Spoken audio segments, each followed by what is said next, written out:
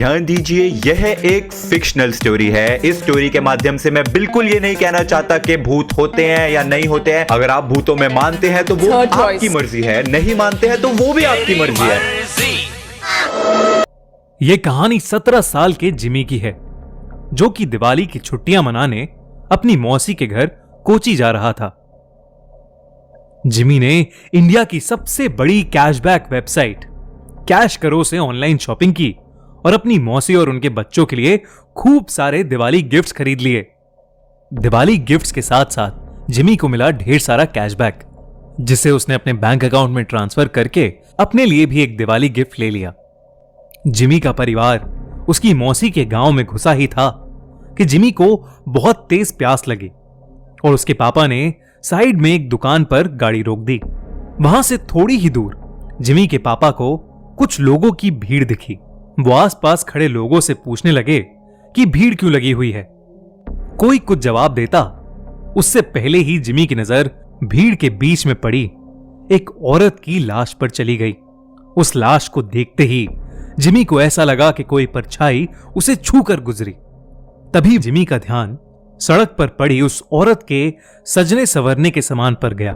उसने सबसे नजरें चुराते हुए वहां से एक कड़ा उठा लिया।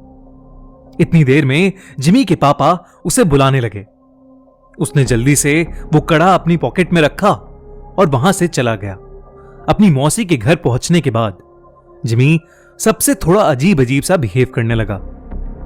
उसके घर वालों को लगा कि वो सड़क पर उस लाश को देखकर बहुत डिस्टर्ब हो गया है, पर जिमी का ध्यान अभी भी उसके पास रखे उस कड़े पर था। वो अपने कमरे में शीशे के सामने उस कड़े को पहन के देखता और मुस्कुराता रहता। एक दिन जब जिमी अपने कमरे में उस कड़े को पहने खड़ा था तो उसका मन किया कि वो पूरी तरह लड़की बन जाए। वो अपनी कजिन रिचा के पास गया और उससे उसके सजने संवरने का सामान मांगने लगा। फिर जिमी अपनी मौसी के कमरे में गया और वहां से उनकी साड़ी और लिपस्टिक उठा के ले आया। वो तैयार हो ही रहा था कि जिमी के पापा उसके कमरे में आ गए। जिमी को देखते ही उसके पापा उसे खूब डांटने लगे। जिमी ने रोते हुए कहा कि वो लड़की बनना चाहता है। ये सुनकर उसके पापा बेहद गुस्से में आ गए और उसे बुरी तरह पीटने लगे और उसका कमरा बाहर से बंद करके चले गए। जिमी अपने कमरे में बैठकर जोर जोर से रोने लगा कि अचानक उसे दीवार पर एक लड़की की परछाई नजर आई। धीरे धीरे वो परछाई उसकी तरफ आने लगी। जिमी वो परछाई देखकर थोड़ा घबरा गया और कमरे का दरवाजा जोर जोर से पीटने लगा, पर किसी ने दरवाजा नहीं खोला। उसने मुड़कर देखा तो वहां कोई नहीं था। फिर उसके बेड के नीचे से एक अजीब सी आवाज आने लगी, मानो कोई जिमी को पुकार रहा हो। जिमी ने जैसे ही बेड के नीचे देखा, वहां उसी औरत की लाश पड़ी थी जो उस दिन जिमी को सड़क पर दिखी थी। वो दिखने में बहुत डरावनी लग रही थी। वो औरत उसकी तरफ रेंगते हुए आई और जिमी में समा गई। जिमी वहीं बेहोश हो गया। अगले दिन से जिमी अजीब तरह से बिहेव करने लगा।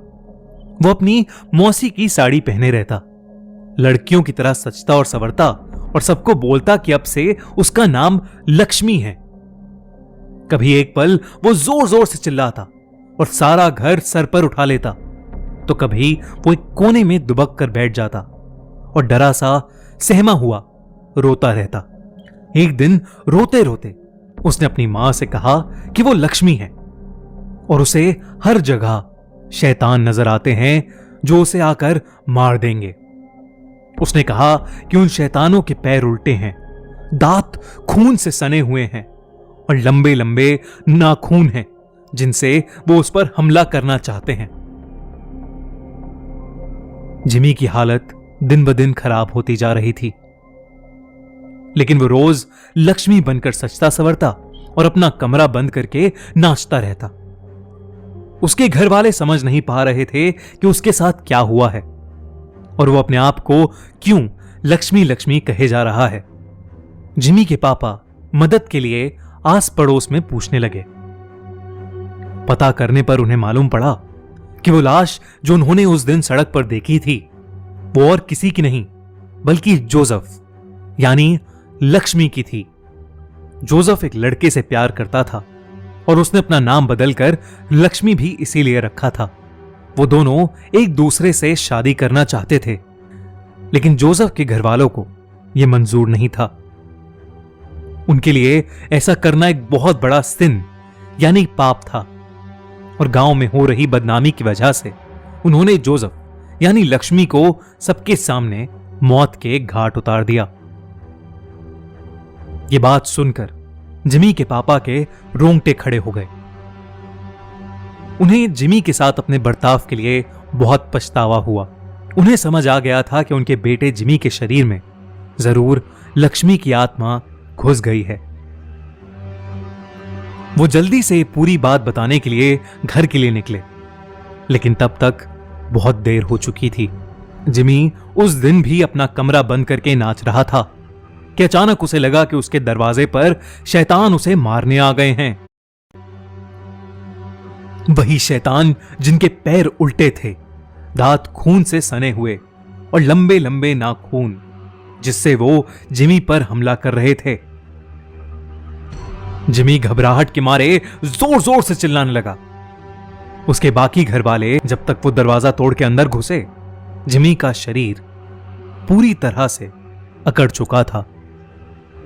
वो तुरंत उसे हॉस्पिटल लेकर भागे। डॉक्टर ने बहुत कोशिश की और वो किसी तरह जिंदा बच गया।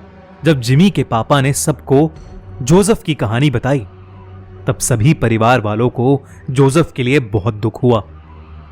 उन्होंने जोसेफ के लिए प्रे किया और जब उन्हें जिमी के पास वो कड़ा मिला तो उन्होंने वो भी जोसेफ की कब्र के साथ गड़वा दिया। कुछ दिनों बाद जिमी बिल्कुल ठीक हो गया। आज उसे लक्ष्मी के बारे में कुछ भी याद नहीं, लेकिन लक्ष्मी की तरह कई ऐसे लोग हैं जिनको गलत समझा जाता है और उन्हें उनकी चॉइस के लिए सोसाइटी का बहुत बुरा बर्ताव सहना पड़ता है।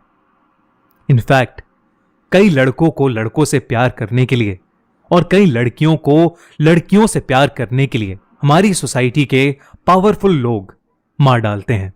ये कहानी भले ही एक काल्पनिक कहानी है, लेकिन इस कहानी में एक बहुत इंपॉर्टेंट मैसेज छुपा है। सबको प्यार करने का हक है और हम सभी को हर इंसान के प्यार की रिस्पेक्ट करनी चाहिए। अगर आप हमारी बात से सहमत हैं तो कमेंट्स में जरूर लिखिए।